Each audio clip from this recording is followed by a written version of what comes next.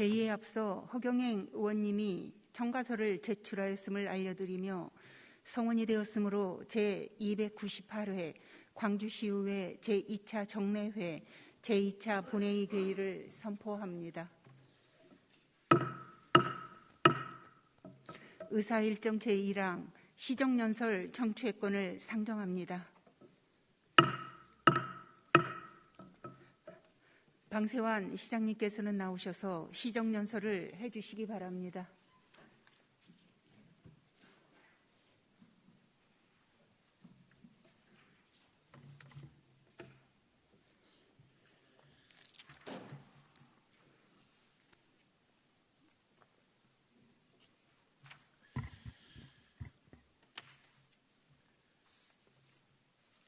존경하는 40만 시민 여러분, 그리고 주임노 의장님을 비롯한 의원님 여러분, 오늘 제298회 광주시의회 제2차 정례회를 맞아 2023년도 예산안을 제출하며 내년도 시정연설을 하게 된 것을 매우 뜻깊게 생각합니다.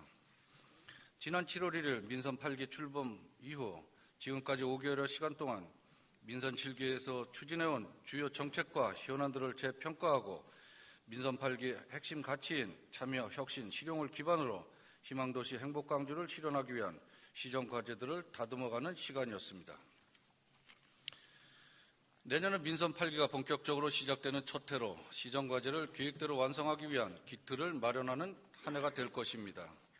모든 시정은 시민 행복을 목표로 시장을 비롯한 1,600여 공직자가 시민의 소리를 귀담아 들을 수 있는 현장 중심 책임 행정을 추진해 나가도록 하겠습니다. 더불어 시의회와 협치를 기본으로 늘 소통하며 함께 시정을 추진해 나가도록 하겠습니다. 앞으로 민선 8기의 시정과제를 원활하게 추진할 수 있도록 시의원님들의 적극적인 협조를 당부드리며 2023년도 예산 편성과 시정 운영 방안에 대하여 말씀드리도록 하겠습니다.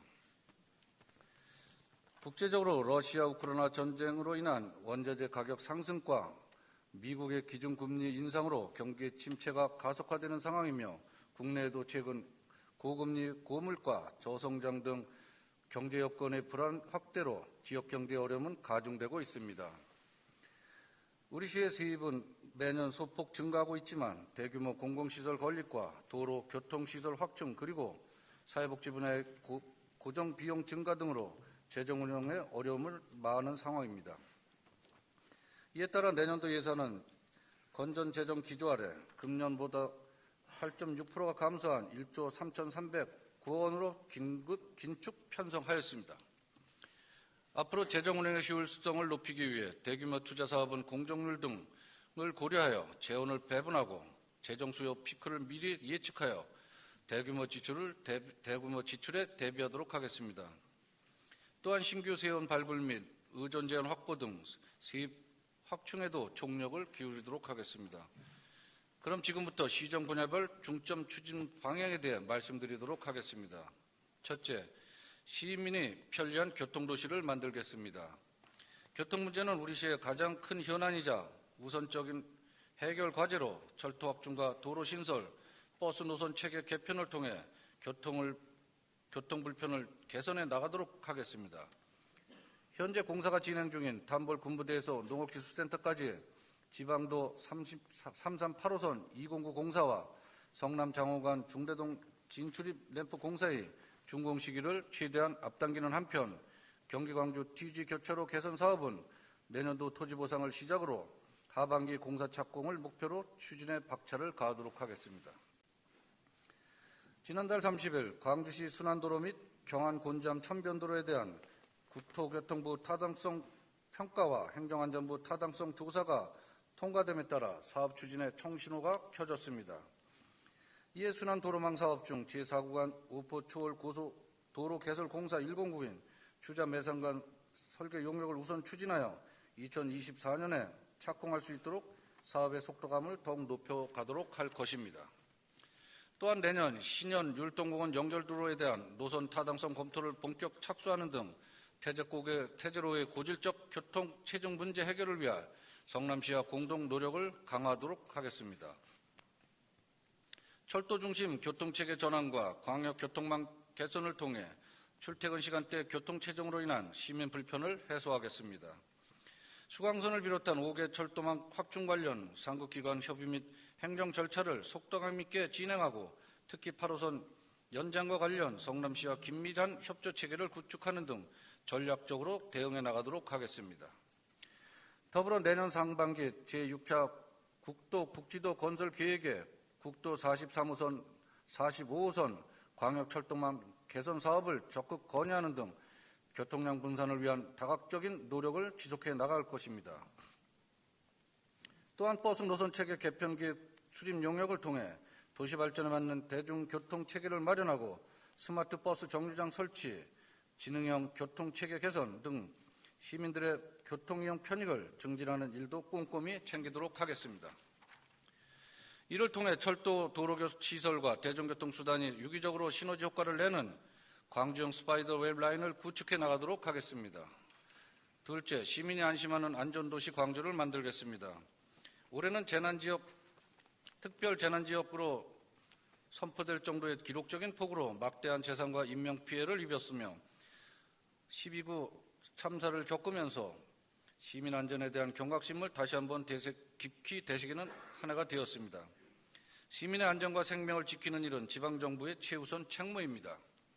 각종 재난, 사건, 사고 등을 대비하여 경찰, 소방 등 유관기관과의 협조 체계를 구축해 재난 대비 대응책을 선제적으로 마련하겠습니다. 더불어 중대 예방 관리 체계를 확립하고 생활 밀착형 안전 점검을 상시화해 시민들이 안심하고 생활할 수 있는 안전도시가 될 수 있도록 노력하겠습니다. 또한 금년도 수해 피해 시설은 주민생활과 밀접한 시설부터 우선 복구하고 내년도 우기 전 수해 복구 사업을 조속히 마무리하는 한편 세월교 및 하상도로 등 위험시설 26개소에 스마트 무인 통제 시스템을 도입하고 예경보 시스템을 지속 확충하는 등 재난 발생을 사전에 예방해 나가도록 하겠습니다. 아울러 시민의 생활 안전을 위해 스마트 횡단보도 및 스마트 폴 등 선진화된 시스템을 지속적으로 보급해 안전한 보행 환경을 조성하겠으며 우범지대 110여 개소에 CCTV를 추가 설치하고 24시간 통합 관제센터를 운영하는 등 생활안전 사각지대를 촘촘히 살피도록 하겠습니다. 셋째, 미래형 스마트 교육문화도시를 만들겠습니다. 인재 양성을 위한 교육 투자는 도시 미래를 밝게 해주는 밑거름입니다. 청소년 장학사업에 금년 대비 23% 늘어난 4억 원을 편성하여 지원 대상을 확대하고 218억을 편성하여 명품 교육도시 실현을 위한 교육경비 지원 사업과 특성화학교 지원 등을 지속해 나가겠습니다. 청소년들의 문화공간 확대와 정보 격차 해소를 위한 노력도 계속해 나가도록 하겠습니다. 올해 10월 개관한 대천 청소년 문화센터는 문화소외 지역의 청소년들이 쉽게 찾아와 즐길 수 있는 문화쉼터로 자리매김을 해나가도록 운영 활성화에 힘써 나갈 예정이며 앞으로도 권역별 청소년 전용 공간을 지속 마련해 가도록 하겠습니다. 아울러 대학 입시 박람회를 개최해 타시군과의 교육정보 격차를 해소하고 진로에 대한 체계적 준비 기회를 제공하도록 하겠습니다. 배움으로 성장하고 나눔으로 변화하는 평생학습 도시 조성에도 힘쓰겠습니다. 연령별 평생교육 프로그램 운영과 함께 평생학습 사회공헌단을 발족해 배움의 가치를 나누고 실천해 나가도록 하겠습니다. 2024년 평생학습관 개관을 차질 없이 추진해 모든 시민의 교육으로 성장하는 평생학습 도시 기반을 만들도록 하겠습니다. 존경하는 광주시민 여러분, 그리고 시의원님 여러분, 문화와 예술은 도시를 살아있게 합니다. 2024년 세계관악 컨퍼런스 국제행사 유치로 이제 광주시는 세계적인 글로벌 문화예술 도시로 자리매김할 수 있는 정기를 마련하였고 천년고도의 역사와 천혜의 자연환경 등을 광주시가 가진 잠재력을 바탕으로 더욱 성장 발전해 나갈 수 있는 디딤돌을 놓게 되었습니다. 2023년은 세계관악 컨퍼런스 개최를 위한 본격적인 준비의 해로서 조직의 구성과 사무국 설치를 완료하고 유관기관과의 협조체계를 구축해 나가는 등 성공적으로 행사를 치를 수 있도록 준비에 만전을 기하도록 하겠습니다. 의원 여러분의 각별한 관심과 협조를 부탁드리며 시민 여러분께서도 동참해 주시기를 당부드립니다. 시민들의 문화 향후 기회 확대를 위해 더욱 노력하겠습니다. 다양한 생활문화 체험이 가능한 일상 속 문화 놀이터로 자리 잡게 될 생활문화센터는 내년 2월 만선 문화복지센터 개관을 시작으로 태전, 신현, 고산 지역에 순차적으로 조성하도록 하겠습니다. 또한 문화예술활동과 피크닉이 가능한 중대 물빛공원 야외 공원장과 근거리에서 문화생활을 즐길 수 있는 복합문화시설을 건립해 시민들에게 여가 공간을 제공하도록 하겠습니다. 넷째, 기회가 넘치는 새로운 도약의 역동적 경제도시를 만들겠습니다. 내년 상반기 민간 시행자 공모 절차를 걸쳐 광주 역세권 산업용지내 컨벤션, 호텔, 오피스 등의 복합시설물을 포함된 대규모 마이스 산업을 유치해 첨단 기업 클러스터 거점으로 발전시켜 나가도록 하겠습니다. 더불어 개별 입지 공장의 집적화를 통해 생산도시 기반을 마련할 공영산단 조성에도 박차를 가해 내년도 착공할 수 있도록 관련 행정 절차 이행에 속도를 내도록 하겠습니다. 경기 침체로 힘든 시기에 중소상공인들이 좌절하지 않도록 통큰 지원을 지속해 나가겠습니다. 소상공인 행복 플러스 경영 지원 사업에 28억 원을 투입해 소상공인 경영 안전 자금 지원과 공공배달앱 이용 확대, 전통시장 및 상점과 활성화, 소상공인 컨설팅 등의 지원으로 골목 상권과 서민 경제를 뒷받침하도록 하겠습니다. 아울러 광주 경제의 근간인 중소기업의 경쟁력 강화를 할 수 있도록 82억 원을 투입해 금융, 기술, 판로, 환경 개선 등 중소기업 지원 시책을 적극 펼쳐나가도록 하겠습니다. 가구산업 육성을 위해 마련된 광주 가구 소공인 센터는 가구 소공인의 생산 비용을 절감과 기술 개발을 위한 전진 기지로서 역할을 다해 나가도록 내실 있게 운영하도록 하겠습니다. 또한 내년도 준공 예정인 로컬푸드 복합센터의 차질 없는 추진과 농산물 판매 직판장 활성화, 친환경 농산물 합격급식 확대 등을 통해 안전한 먹거리 공급 체계를 구축하고 농민들의 소득 증대에도 도모하겠습니다. 수도권 인접성을 살려 농촌 체험 관광 활성화 등 농촌 어메니티 사업을 고부가가치 산업으로 적극 육성해 나가는 한편 장기적으로 남한산성 태촌 생활권은 교외 농업 특화 단지로 조성 추진하는 등 농민들이 상생 발전할 수 있는 농업 환경을 조성해 나가도록 하겠습니다. 다섯째, 3대가 행복한 맞춤형 행복도시를 만들겠습니다. 경제가 어려울수록 더 큰 어려움을 겪는 서민과 사회적 약자를 보듬어 나가도록 하겠습니다.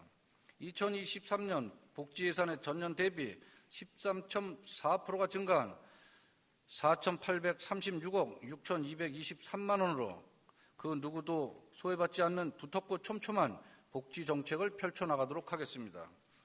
아동이 행복한 아동 친화 도시 조성에 힘쓰겠습니다. 지속적인 아동 학대 예방 교육으로 아이들이 상처받지 않은 환경을 조성하는 한편 아동 정책 토론회를 통해 수요자 중심의 아동 정책을 발굴해 나가도록 하겠습니다. 다함께 돌봄센터 4개소를 신설하여 초등학생 방과 후 돌봄의 공백을 최소화하고 시설 위탁 보호 종료 아동에 대한 자립지원 교육과 서비스 연계 등 든든한 홀로서기 지원을 각별히 챙기도록 하겠습니다. 부모, 아이, 교사 모두가 공감하는 힘한 보육을 실현하겠습니다. 총 430억을 투입해 어린이집 환경 개선 사업 지원으로 안심하고 맡길 수 있는 보육 환경을 조성하고 보육 교직원 장기 근속 수당 증액 지원 등 보육거사 처우 개선을 통한 보육의 질 향상에도 신경 써 나가도록 하겠습니다. 또한 국공립 어린이집을 지속 확충하고 육아 나눔터 운영과 아이돌봄 지원 사업으로 부모님들의 육아 부담의 해소에도 힘쓰도록 하겠습니다. 고령화 시대 어르신들의 활기찬 삶을 응원하도록 하겠습니다. 안정적인 노후 생활 영위를 위해 노인 일자리를 늘려가는 한편 초월 곤지암 도청면 지역에 어르신들이 이용할 수 있는 동북권형 노인 복합 시설을 2026년까지 완공하기 위해 제반 행정 절차를 차질 없이 이행해 나가도록 하겠습니다. 앞으로도 보편적인 복지 실현을 위한 일관성 있는 복지 정책을 적극 펼쳐나가고 약자 계층 보호와 복지 사각지대 해소를 위한 시책을 확대해 나가겠습니다. 여섯째, 적극적인 기후위기 대응으로 쾌적한 친환경 도시를 만들어 나가겠습니다. 탄소 중립 녹색성장 기본조례를 제정해 2050 탄소 중립 추진 기반을 구축해 기후위기 대응에 선도적으로 동참하겠습니다. 총 210억 원을 들여 친환경 자동차 보급 확대와 소규모 사업장 대기 오염물질 방지 시설 설치 및 운행차 배출가스 저감 사업을 추진해 온실가스 감축률을 36%까지 끌어올리고 신재생 에너지 보급도 지속적으로 확대하도록 하겠습니다. 너른 거울 자원순환 가게를 5개소로 확대하고 효율적인 생활 폐기물 수거 처리 체계를 구축하는 한편 수양리 종합 폐기물 처리 시설 설치 사업의 행정 절차 이행에도 속도를 내는 등 클린광주 규현에도 한 발 더 나가도록 하겠습니다. 더불어 자연휴양림 힐링타운을 비롯한 곤지암천 수변공원, 경안청 생태문화 수변공원, 송정남 근린공원 조성 사업을 적극적으로 추진해 도심 속 자연친화적인 시민 휴식 공간을 넓혀 나가도록 하겠습니다. 마지막으로 50만 자족도시 건설을 위해 행정 역량을 집중하겠습니다. 지난 8월 말 제2단계 수질오염 총량 관리 시행계획이 승인되면서 2030년까지 할당 부하량이 확보되어 체계적 개발을 위한 물꼬를 트게 되었습니다. 이를 토대로 자족도시 기반 구축을 위한 중장기 마스터 플랜을 마련하겠습니다. 내년 상반기에는 2040 도시기본계획 수립과 2030 도시관리계획 및 성장관리계획 재정비를 통해 균형적인 도시발전 체계를 구축하는 한편 삼동 등 신규 도시개발 사업 관련 용역 추진으로 자족도시로의 도약을 위한 발판을 놓겠습니다. 또한 50만 계획인구 수용을 위한 역세권 2단계 송정지구 등 진행 중인 도시개발 사업을 차질 없이 추진하고 경안 2지구 사업을 본격화하도록 하겠습니다. 더불어 송정동 우정계 및 구청사 도시재생 뉴딜 사업 준공 시기를 앞당겨 구도심 정주환경을 확실하게 개선토록 하겠습니다. 내년 초 시민들에게 새롭게 선보이는 광주시 실내 수영장과 태전국민체육센터 등 대규모 공공체육 인프라의 지속적인 확충으로 체육복지 증진을 도모하고 활력 넘치는 생활체육 환경을 조성하는 일에도 더욱 노력을 기울이겠습니다. 현재 공사 중인 광남동 행정복합문화시설과 구시청 고산 신현생활 SOC 건립에도 박차를 가하고 2026년 완공 예정인 종합운동장 주경기장은 준공 시기에 맞춰 대규모 체육 행사와 각종 대회를 유치할 수 있도록 선제적으로 준비해 나가도록 하겠습니다. 아울러 내년에 새롭게 추진되는 광주형 유니버셜 시티 조성과 신청사 교량 경관 조명 사업을 통해 도시경관 이미지 개선을 위한 노력도 시작하겠습니다. 사랑하는 광주 시민 여러분, 그리고 주임록 의장님을 비롯한 의원님 여러분, 2023년은 50만 자족도시 도약을 위한 원년이 되는 역사적인 해이자 광주시 미래 100년의 청사진을 더욱더 선명해지는 한 해가 될 것입니다. 중첩 규제 속에 다각적인 규제 합리화 정책을 강력히 펼쳐나가고 변화를 갈망하는 시민들의 바람을 받들어 시민이 행복 체감할 수 있는 핀셋화된 행정으로 확실한 변화, 새로운 광주가 될 수 있도록 노력해 나가겠습니다. 시장과 1,600여 공직자는 시민을 위해 무엇이든 할 수 있고 무엇이든 하면 된다는 각오로 3대가 행복한 광주, 희망도시 행복 광주를 만들어 나가기 위해 혼신의 힘을 다하도록 하겠습니다. 시민 여러분의 적극적인 시정 참여와 의원님 여러분의 변함없는 지지와 협조를 당부드립니다. 다가오는 개면 새해도 늘 건강하시고 가정의 행복이 가득하시기를 진심으로 기원하겠습니다. 감사합니다. 수고하셨습니다.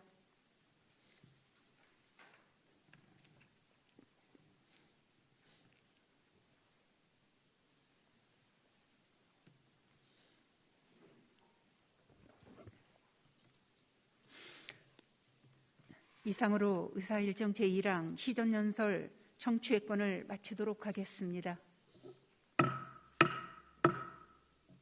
다음은 의사일정 제2항 2023년도 일반 및 특별회계 세입세출 예산안부터 의사일정 제3항 2023년도 기금운용계획안까지 두 건을 일괄 상정합니다.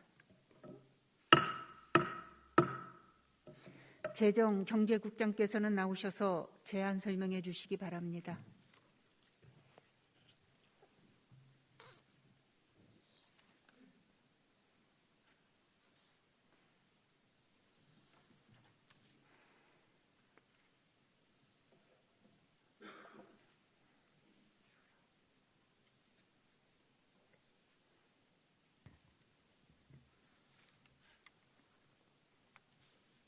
네, 안녕하십니까. 재정경제국장 권용석입니다.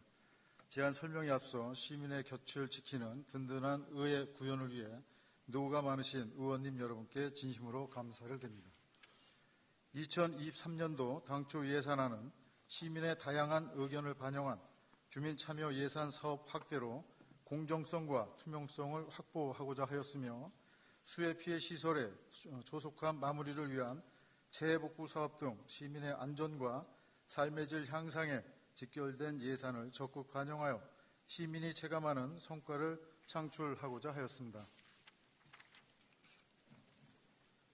그럼 지금부터 의안번호 제2324호 2023년도 당초 일반 및 특별회계 세입 세출 예산안, 의안번호 제2325호 2023년도 기금 운용 계획안, 의안번호 제2329호 2023년도 당초 일반 및 특별회계 세입 세출 수정 예산안에 대하여 일괄 제안 설명 드리겠습니다. 2023년도 당초 예산안은 금년도 예산의 1조 4,567억 3,749만 4천원보다 1,258억 4,354만 1천원이 감소한 1조 3,308억 9,395만 3천원으로 편성하였습니다. 이 중 일반 회계는 175억 7,651만 5천원이 증가한 1조 900억 233만 6천원이며 특별회계는 목적 사업 시기 미도래 등으로 1,434억 2,005만 6천원이 감소한 2,408억 9,161만 7천원이 되겠습니다. 먼저 일반회계 세입 세출 예산안에 대하여 설명드리겠습니다. 일반회계 세입 예산은 적극적인 세수 추계와 체계적인 징수 활동에 따라 지방세 3,340억 5,800만 원, 세외 수입 654억 2,488만 6천 원으로 자체 수입은 금년도 대비 137억 3,128만 원이 증가하였으며 지방교부세 1,419억 3,300만 원, 조정교부금 900억 원, 국도비 보조금 4,274억 8,645만 원, 보존수입 및 내부거래 311억 원으로 의존수입과 보존수입은 금년도 대비 38억 4,523만 5천 원이 증가하였습니다.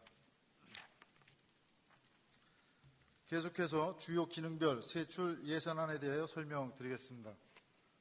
대민행정서비스 등 일반 공공행정 분야에 829억 4,824만 4천 원, 미래형 스마트 교육도시 조성 및 교육 여건 개선 등 교육 분야에 233억 2,632만 7천 원, 문화예술행사 지원, 반다비 체육센터 건립 등 문화, 관광 및 체육 분야에 588억 4,768만 3천 원, 폐기물의 효율적 처리와 배출가스 저감 사업 등 환경보호 분야에 851억 9,306만 5천 원, 기초생활보장 및 기초연금과 청소년층의 기본권 보장을 위한 청년 기본소득 등 사회복지 분야에 4,836억 6,223만 1천 원, 농가소득 안전망 구축을 위한 농민 기본소득 등 농림 분야에 299억 4,694만 3천 원, 교통난 해소를 위한 도로 기반시설 확충 등 교통 및 물류 분야에 1,168억 1,668만 8천 원, 소규모 공공시설 정비 및 수해 피해 시설 재복구 사업 등 국토 및 지역개발 분야에 400억 4,181만 1천 원이 되겠습니다. 다음은 특별하게 세입세출 예산안에 대하여 설명드리겠습니다. 특별회계는 총 예산 규모는 금년도 예산의 3,843억 1,167만 3천 원보다 1,434억 2,005만 6천 원이 감소한 2,408억 9,161만 7천 원으로, 이 중 상하수도사업 공기업 특별회계는 금년도 대비 70억 9,877만 8천 원이 감소한 1,933억 2,276만 9천 원이며, 의료급여기금 특별회계 등 14개 기타 특별회계는 목적사업 시기 미도래 등으로 금년도 대비 1,363억 2,127만 8천 원이 감소한 1,933억 2,276만 9천 원으로 편성하였습니다. 다음 2023년도 기금 운영 계획안에 대하여 제안 설명드리겠습니다. 내년도 기금 운영 규모는 통합재정 안정화 기금 등 10개 기금에 2,793억 5,965만 3천 원입니다. 수입으로는 예수금 및 예치금 회수가 2,695억 3,218만 3천 원, 전입금 및 이자 수입 등 기타 수입은 98억 2,747만 원을 편성하였으며, 지출은 예치금 2,770억 6,948만 원, 보유 목적사업 18억 6,876만 1천 원, 기타 지출 등 4억 2,140만 9천 원으로 편성하였습니다. 2023년도 말 기금 조성 규모는 금년도 말 대비 75억 4,585만 1천 원이 증가한 2,939억 4,886만 6천 원입니다. 이상 설명드린 내용 외에 세부적인 사항은 상임위원회 예산안 심의 시 국소장과 담당관으로 하여금 상세히 설명드리도록 하겠습니다. 존경하는 주임록 의장님, 그리고 의원님 여러분, 지금까지 설명드린 안건에 대하여 의원님들의 적극적인 이해와 협조로 원안대로 심의 의결하여 주실 것을 부탁드리며, 의결해 주시는 예산은 시민의 복지 증진과 지역경제 활성화를 위해 효율적으로 쓰일 수 있도록 최선의 노력을 다하겠습니다. 이상으로 2023년도 당초 일반 및 특별회계 세입세출 예산안 및 수정 예산안과 2023년도 기금 운영 계획안에 대하여 제안 설명을 모두 마치겠습니다. 감사합니다. 수고하셨습니다.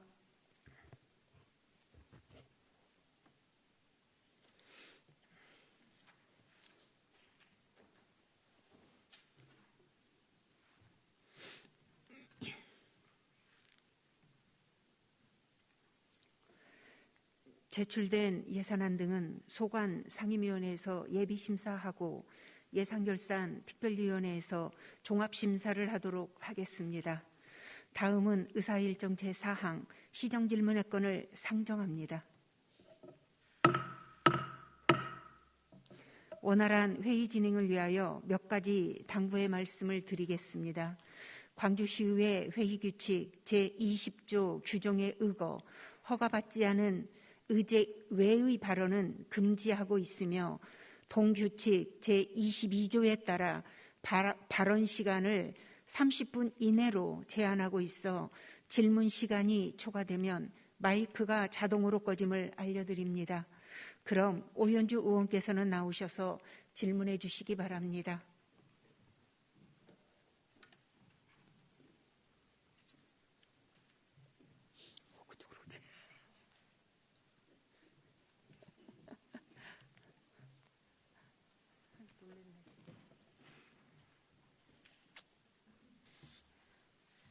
광주시의회 오현주 의원입니다. 먼저 40만 광주시민을 위해 열과 성을 다하시는 방세한 시장님과 1600 공직자 여러분께 감사의 말씀드립니다.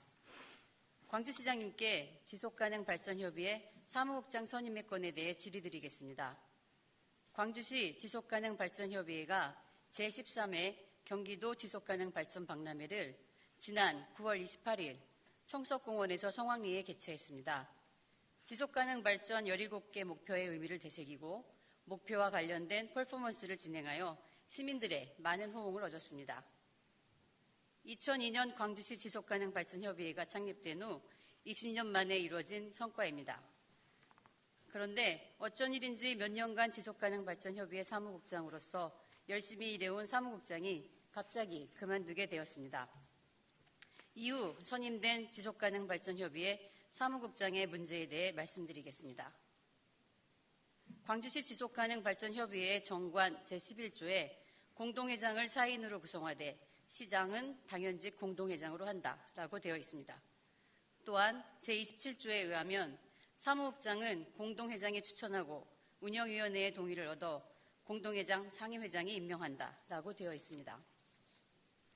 사무국장의 선임에 있어서 공동회장인 시장의 동의 없이는 성사될 수 없는 일입니다. 2020년 제282회 광주시의회 본회의 회의록을 그대로 읽어드리겠습니다. 당시 환경위생국장의 답변입니다. 지속가능 발전협의회 정관 제32조 협의회 예산은 운영위원회 의결에 따라 운영위원장이 집행하고 상임회장에게 보고한다 및 제33조 협의회의 결산은 운영위원회의 심의를 거쳐 감사의견서를 첨부하여 정기총회의 승인을 받아야 한다에 따라 감사 지적사항에 따른 예산 부적정 집행에 대해 예산 집행자인 사무국 직원 2명을 사직 처리하였으며 수탁기관의 감독자로서 운영위원회의 책임을 묻지 않을 수 없었습니다. 라고 되어 있습니다. 이번에 선임된 사무국장은 2019년 지속가능 발전사업 집행실태 특정감사 시 불미스러운 지적사항이 있어서 사직 처리된 사무국 직원 2명 중 1명입니다. 2019년 당시 시장님은 시의원으로 계셨으니 이 사실을 누구보다도 잘 알고 계셨으리라 사료됩니다. 2019년도 특정감사에서 과다 견적 등 법규 위반으로 사직 처리된 분에게 우리 시에서 지원하는 보조금 단체의 관리 책임을 맡기는 것이 옳은지 다시 한번 생각해 볼 문제입니다. 이 사실을 인지하고 계셨을 텐데 사무국장 임명에 동의한 것이 제대로 된 판단이었는지는 묻지 않을 수 없습니다. 우리 시 감사 담당관의 감사 결과를 신뢰하지 못한다는 겁니까? 앞으로 우리 시 감사 담당관에서 행해진 감사 결과는 모두 무시해도 된다는 의미입니까? 이에 대한 명확한 답변 바랍니다. 감사합니다. 오연주 의원님 수고하셨습니다.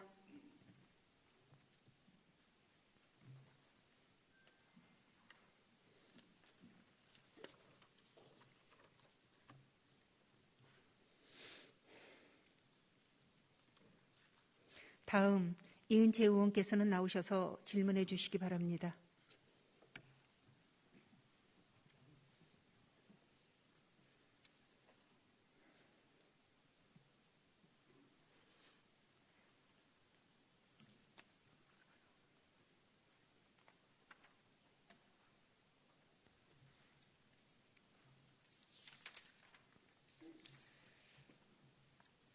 안녕하십니까. 유능한 일꾼, 시민의 대변인, 광주시의회 이은채 의원입니다.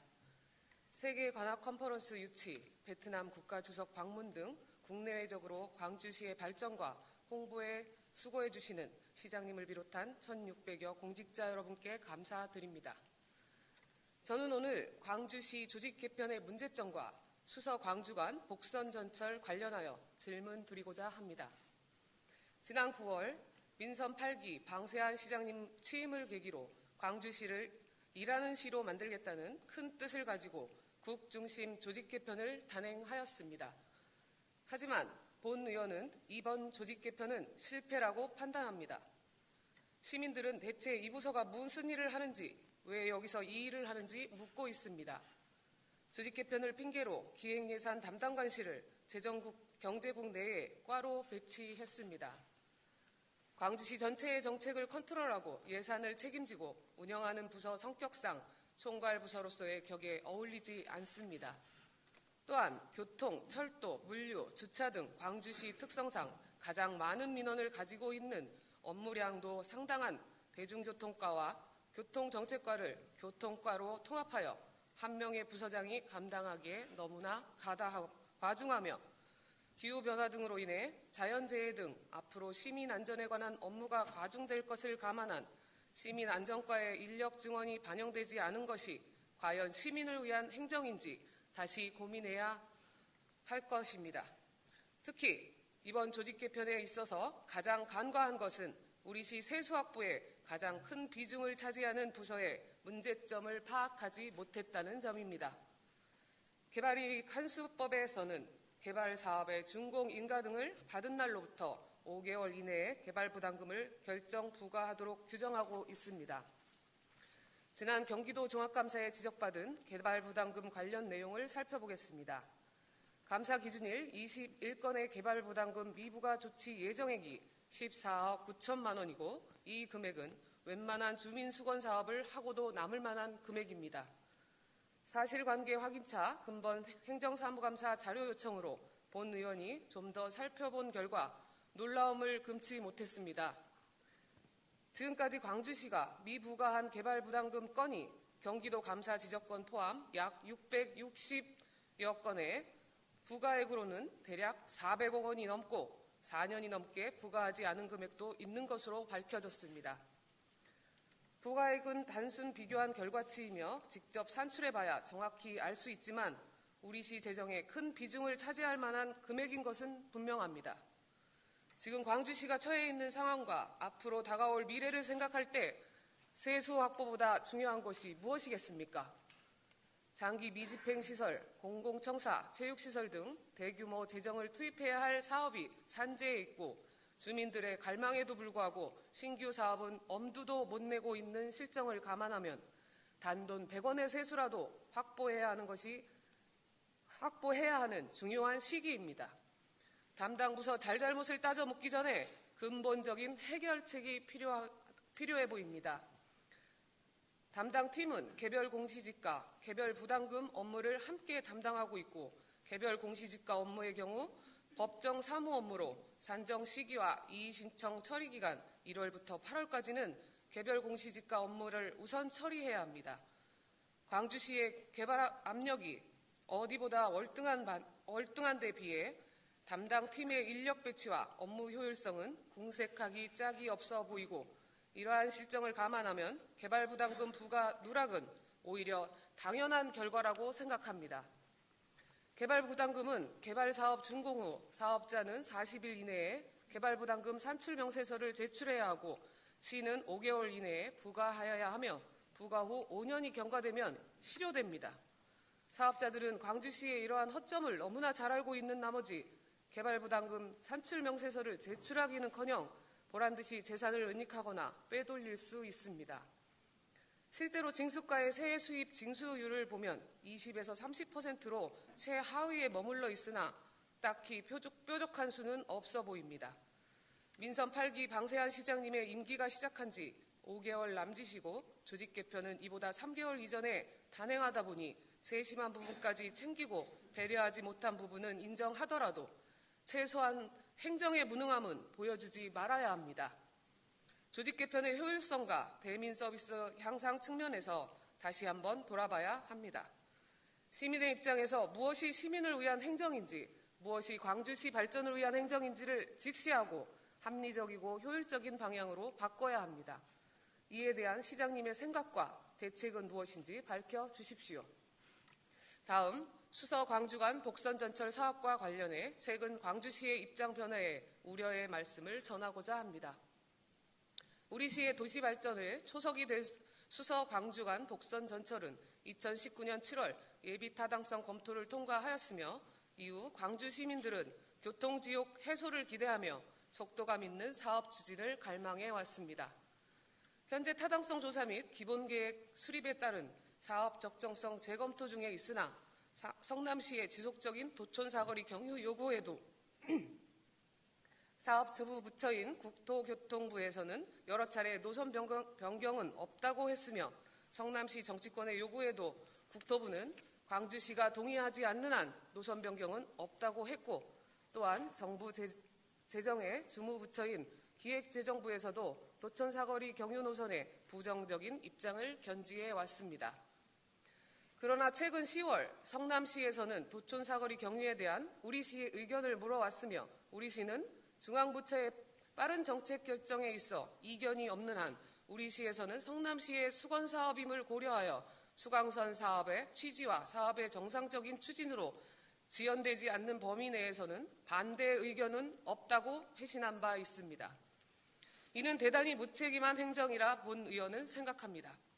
어떠한 사업이든 사업계획 단계에서는 누구나 사업의 지연을 예상은 하지만 드러내지는 않습니다. 도촌 사거리 노선 경유도 마찬가지입니다. 광주시의 모호한 답변으로 인해 도촌 사거리 경유 노선으로 변경이 확정된 이후에는 사업이 지연돼도 노선 변경을 다시 요구할 수는 없습니다.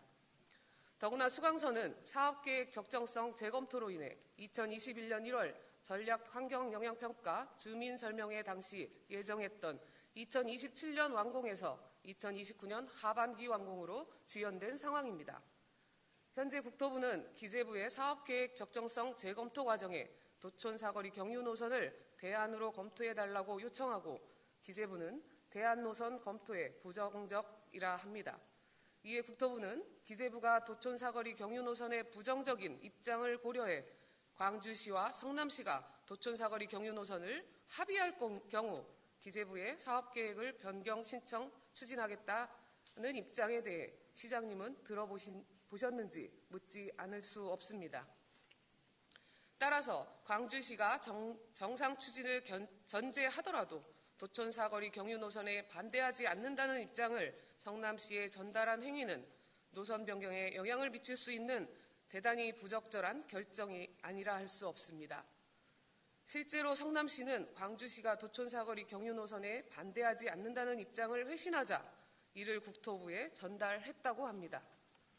또한 광주시는 언론을 통해 의뢰 3동 연장선과 판교 5포 8호선 연장 사업 등 성남시와 공동으로 추진 중의 사업을 고려해 성남시와 갈등을 일으킬 이유가 없다고 주장합니다만 이들 사업을 수강선의 도촌 사거리 경유 노선에 연계하는 행위는 광주시 스스로 무능함을 보여주는 것입니다. 신동원 전 광주시장 재임 시절 은수미 전 성남시장의 수강선 도촌 사거리 노선 변경 요구에 신동원 전 광주시장이 수용하지 않았지만 성남시와 광주시의 공동사업 추진에는 문제가 없었습니다. 실제로 의뢰 3동 연장 사업은 두 전임시장 재임 당시였던 2019년 10월 제4차 국가철도망 구축계획의 신규 사업으로 제출해 2021년 7월 국토부가 제4차 국토철도망 구축계획에 반영하였으며 판교 5포 8호선 연장 사업 역시 2020년 7월 성남시와 광주시가 협력하여 공동 용역을 추진한 결과를 토대로 2021년 10월 경기도에 도시철도망 구축계획 반영을 요청하였으며 경기도는 내년 상반기 국토부에 도시철도망 승인을 신청할 계획입니다. 광주시는 수강선의 도촌 사거리 경유 노선을 수용하지 않으면 마치 성남시가 의뢰 3동 연장 사업과 판교 5포 지하철 8호선 연장 사업에 협조하지 않을 것처럼 여론을 호도하고 있지만 이는 철도 사업에 대한 광주시의 무지와 무능력을 자인하는 꼴이며 성남시의 수건 사업을 고민할 시간을 광주 시민의 교통 불편을 해소하는 데 온 힘을 투자하시기 바랍니다. 수서 광주 간 복선 전철 사업은 광주시 발전에 매우 중요한 사업입니다. 본 사업이 2029년 하반기에 완공되면 광주에서 수서까지 단 12분이면 출퇴근이 가능해집니다. 아울러 작금에 광주의 교통 불편이 크게 개선되고 시민의 삶의 질 또한 크게 향상될 것으로 기대하는 시민의 기대를 저버리지 않아야 하는 이유를 생각하면 이렇게 하루아침에 손바닥 뒤집듯 도촌 사거리역을 예정한 경유 노선을 절대 수용할 수 없습니다. 방세한 시장님께 묻겠습니다. 지금이라도 성남시 도촌 사거리 경유 노선에 대해 모호한 태도를 접고 분명한 반대 입장을 표명하실 의향이 있으시다면 우리 광주시 의회와 함께 성명서를 채택하여 기재부, 국토부, 성남시에 공식적으로 보낼 의향이 있으신지 밝혀주시기 바랍니다. 경청해 주셔서 감사합니다. 이상 시정 질문을 마치겠습니다. 감사합니다. 이은채 의원님 수고하셨습니다.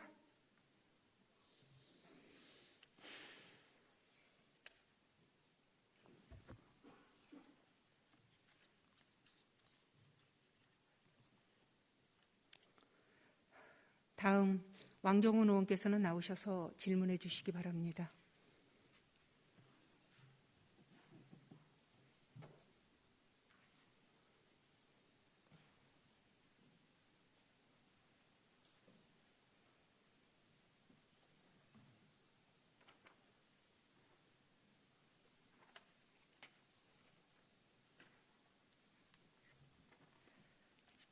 안녕하십니까. 광주시의회 의원 왕정훈입니다. 삶의 현장에서 고군분투하시는 40만 광주 시민 여러분, 항상 광주시를 위해 일하시는 방세환 시장님과 공직자 여러분, 그리고 선배, 동료, 의원 여러분께 감사 말씀드립니다. 저는 오늘 합리적인 상수원 보호구역 지정에 대하여 말씀드리겠습니다. 20세기가 석유의 시대였다면 21세기는 물의 시대라고 합니다. 맑고 풍부한 수자원을 가진 국가만이 희망찬 내일을 보장받을 수 있습니다. 그런 의미에서 식수원인 팔당 상수원 보호와 수도권 2,600만 주민에게 깨끗한 수돗물이 공급될 수 있도록 48년을 희생해온 광주시와 광주 시민의 희생정신은 그 무엇보다 고귀하다고 생각합니다. 1974년부터 광주시 해당 지역 주민들은 수도법에 따라 재산권을 제한받아 왔으나 제한으로 인해 받는 피해에 상응하는 혜택을 국가로부터 받지 못하고 있습니다. 광주시는 시민의 기본권을 지킬 수 있도록 적극적으로 나서서 방안을 찾아야 합니다.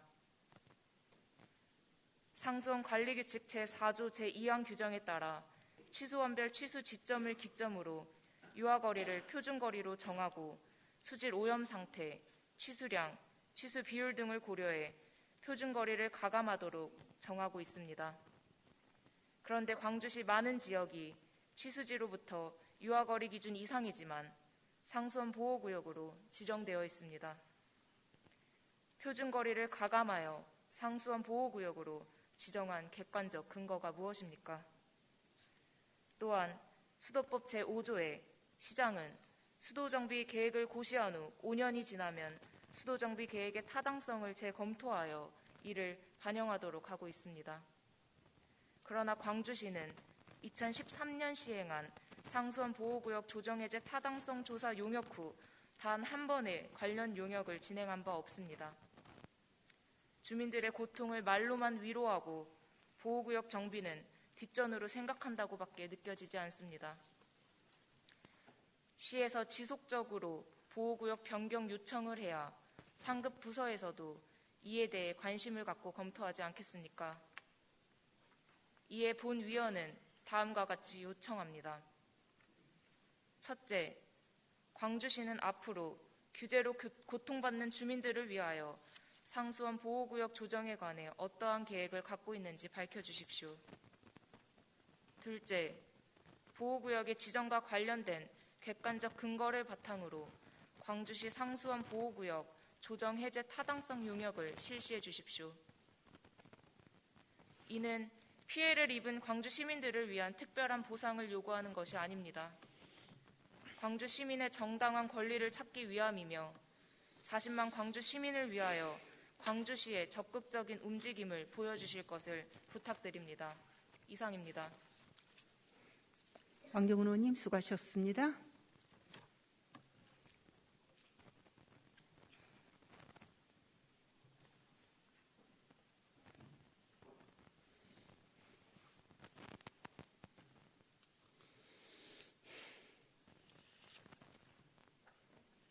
다음 황소재 의원께서는 나오셔서 질문해 주시기 바랍니다.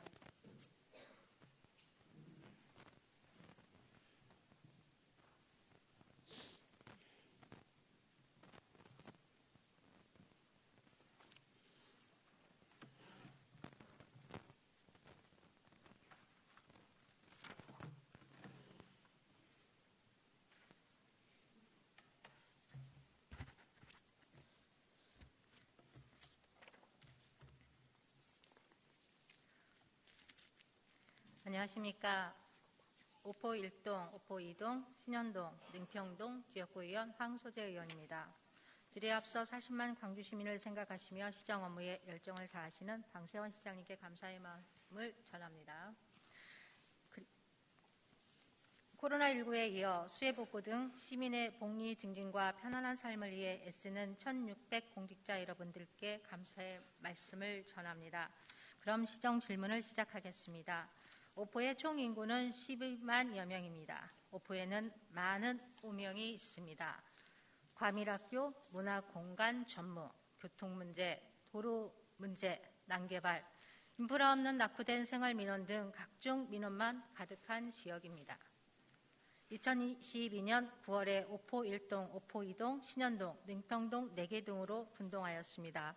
그 4개 동은 9월 1일 개청식으로 본격적인 동체제로 업무를 시작하게 되었습니다. 시장님, 2022년 10월 31일 기준 능평동의 인구는 23,515명이고 공공시설로는 능평도서관, 능평어린이집, 행정복지센터 119센터, 마을회관 4개소, 경로당 9개소, 아파트 5개소, 그리고 교육시설로는 내년 2023년 3월 능평초등학교 1개소가 개교 예정이며 능평초등학교 복합시설 내 개관 예정인 수영장이 전부입니다. 시장님, 지난 2019년부터 분동 전부터 추진하였던 능평초등학교 복합시설은 능평동 주민과 오포 주민들에게 희망과 행복을 줄 교육권, 문화권, 건강권, 체육권 등 복지 혜택을 받을 수 있는 기회가 주어져 주민들의 기대와 우려로 반신반의한 가운데 있습니다. 왜냐하면 2023년 3월에 능평초 주변 인프라 구축 없이 개교와 수영장 개관 계획으로 아주 협소한 도로와 차량 증가로 발생되는 문제들 때문입니다. 가칭 능평초등학교 주변은 능평 행정복지센터, 능평어린이집, 능평도서관, 인근 버스 정류장이 밀집해 있습니다. 도로는 시도 15선이 있으며 능평교가 편도 1차선으로 되어 있어 현재도 출퇴근 시 교통체증을 겪고 있습니다. 능평복합화시설 계획 수립 시 이미 도로와 교통 부분의 기반 조성 구축 계획 수립까지 담아 사업 추진을 병행해야 했었습니다. 거꾸로 가는 행정을 방종하는 행정이라 볼 수밖에 없습니다. 조속히 도로 계획 추진을 하지 않을 경우 발생하는 문제는 첫째, 능평동 청사와 도서관 어린이집 이동 차량, 능평초등학교 통학 차량 증가와 수영장 시설을 이용하는 주민들 차량이 증폭되면서 교통은 아비규환이 될 것이고, 둘째, 도보로 통학하는 어린이들을 위한 안전한 인도길 미확보로 아이들 안전은 사라질 것입니다. 셋째, 아이들 교육시설이 밀집되어 있는 능평도서관 옆 작은 사유지는 관리가 되지 않아 여름이면 뱀이 출몰해 소란을 겪는 어처구니 없는 일도 있습니다. 이에 대한 대책을 조속히 수립하여 주실 것을 요청합니다. 처음 능평초 복합화 사업 계획부터 도로와 교통 등 기반 시설이 병행해야 함에도 불구하고 현장 밀착형 행정이 이를 뒷받침되지 못하였습니다. 조속히 숙지하시고 능평동 교통 문제 등 해결과 주변 인프라 구축 계획으로 3대가 행복한 광주시를 만들어 시민들에게 돌려주시기를 바랍니다. 시장님, 9월 1일자로 오포읍을 4개 동으로 분동하면서 광주시에는 처음으로 책임동제를 도입하였습니다. 책임동 시행에 따라 현 이임 사무를 유지하여 시민 혼란 및 불편을 최소화하고 현장 관리가 필요한 업무는 책임동에서 처리하는 현장 밀착형 행정 서비스를 구축하고 나머지 3개 동에는 복지 업무와 민원 업무 체계를 마련하였습니다. 책임동제를 앞서 시행한 지방정부에서는 제도 도입을 추진할 때 의무 업무의 분장, 전산 시스템 연동, 인력 배분 등의 제대로 이루어지지 않았기 때문에 생긴 문제로 현장에서는 각종 행정 혼란이 발생해 주민들과 공무원들의 불편이 초래되어 확대 도입하지 않고 있습니다. 오포 분동 3개월 차 업무 개시 중 이제 조금씩 직원들과 주민들 간의 잔잔한 소음이 발생하고 있습니다. 업무 처리를 위한 책임동의 권한과 책임을 명확히 할 필요가 있습니다. 주민 편의와 행정 수위에 능동적으로 대응하는 현장 밀착형 서비스 체계를 구축해야 합니다. 더불어 통장협의회 및 주민들에게 각 동의 소관 업무에 대한 홍보를 적극적으로 시행하여 불편을 겪지 않도록 해야 합니다. 또한 지난 9월 대폭적인 조직 개편을 하였습니다. 7월 1일 기준 동별 인구는 쌍용동 18,259명, 탐발동 38,653명, 송정동 21,811명, 광남 1동 34,077명, 광남 2동 33,697명, 경안동 29,470명. 오포 분동시 인구 현황을 보면 신현동 36,953명, 능평동 23,583명, 오포 1동 17,988명, 오포 2동 34,421명입니다. 타 동들과 비교시 인구 차이가 별반 다르지 않습니다. 그럼에도 불구하고 9월 조직 개편 이후 세계동 인력 배정은 14명으로 앞서 조직 개편한 다른 동보다 4명 적게 배정되어 있습니다. 2022년 12월 1일 광주시는 쌍용동, 송정동, 강남 1동, 세계동 분동된 바 있습니다. 분동 당시 인력은 18명으로 배정하였습니다. 오포를 소외 지역으로 만들지 마십시오. 지속적인 인구 유입과 적은 인력 배정으로 밀착형 행정 서비스를 주민들에게 돌려줄 수 있을지 우려가 되고 있습니다. 지금의 인력 부족으로 오포의 많은 민원과 행정 업무 과밀화를 해소하기가 어려우며 향후 고산지구 입주와 신현 3, 4지구, 양벌공원 도시 지역의 인구 유입 등 행정이 마비될까 우려스럽습니다. 행정의 다양성, 편의성, 효율성을 위한 능동적인 업무를 통해 시민들에게 행정 서비스로 돌려주시기를 바랍니다. 신현동, 능평동, 오포 2동의 직원 증원을 하여 주시기를 바랍니다. 감사합니다. 홍수조 의원님 수고하셨습니다.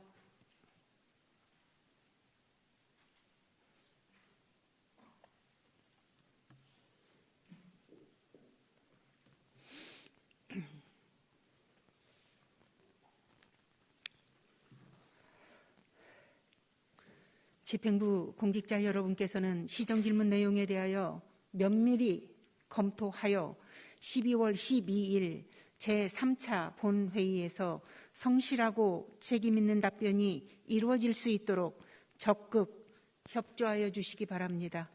이상으로 의사일정 제4항 시정질문의 건을 마치도록 하겠습니다. 다음은 의사일정 제5항 휴회 결정의 건을 상정합니다.